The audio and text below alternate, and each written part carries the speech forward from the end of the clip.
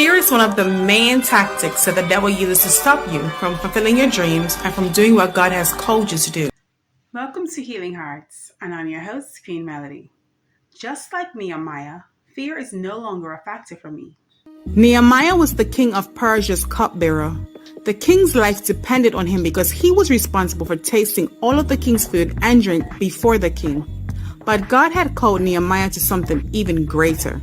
That 9-to-5 job, all of those degrees that you acquired to pursue that career that you've always wanted, that business that you spent so much money funding, may not be the only task that God has called you to do. Nehemiah was a praying man, and God trusted him with a great task as a contractor to rebuild the walls of Jerusalem. Israel's enemies had torn down the walls and burnt down the gates. Nehemiah was a great leader, and the people of Jerusalem followed his orders, but they had much opposition. Sanballat and Tobiah plotted against Nehemiah and tried to intimidate him with threatening letters. Nehemiah was not afraid because he knew if God brought him to it, God would take him through it.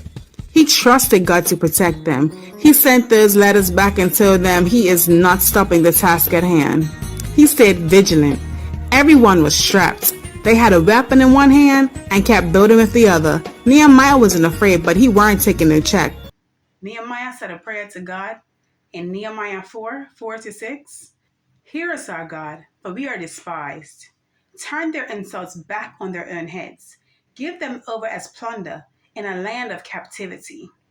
Do not cover up their guilt or blot out their sins from your sight, for they have thrown insults in the face of the builders. And then Nehemiah said in verse 6, So we rebuilt the wall till all of it reached half of its height, for the people worked with all of their heart.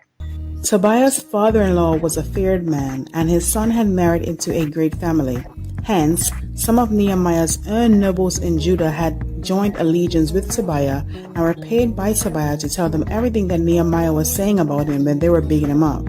When that didn't work, and they couldn't intimidate and discredit Nehemiah, his enemies went as far as hiring prophets like Shemaiah, prophetesses like Noadiah to prophesy against Nehemiah.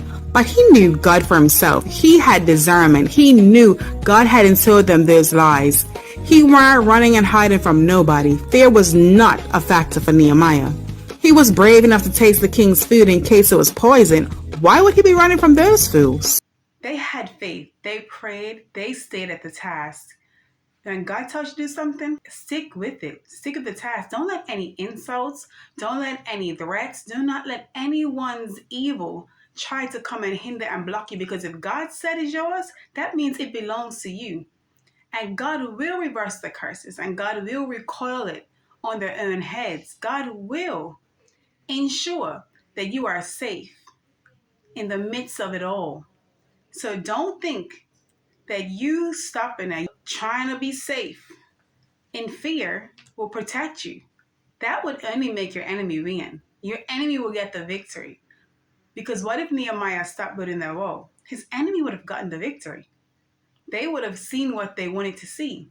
But because he decided he was not going to stop, say a prayer, hold his weapons just in case, and keep going, right? Keep yourself strapped. Keep yourself in the full armor of God at all times. Pray and build. Build and pray. Do what God told you to do.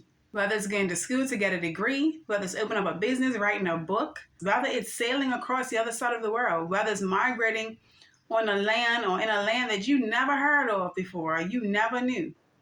Just do what God tells you to do.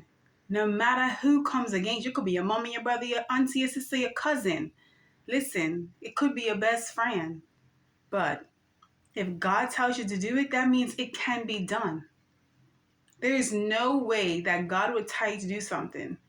No way you would have a dream or a vision, and in your heart you knew that it is God. Be careful of the false prophecies, because Sanballat and Tobiah paid real prophets to prophesy falsely. Be careful of those prophets that take bribes, or those prophets that are pimping the pulpits, right? Because they can try to curse you with false prophecies. But always double check the word of the Lord. Always prove what God has said with his word and with the Spirit of the living God. Ask again if you need to, like Gideon. but do it. Don't stop. Don't stop. I don't care what they say, what they do. I don't care, come what may.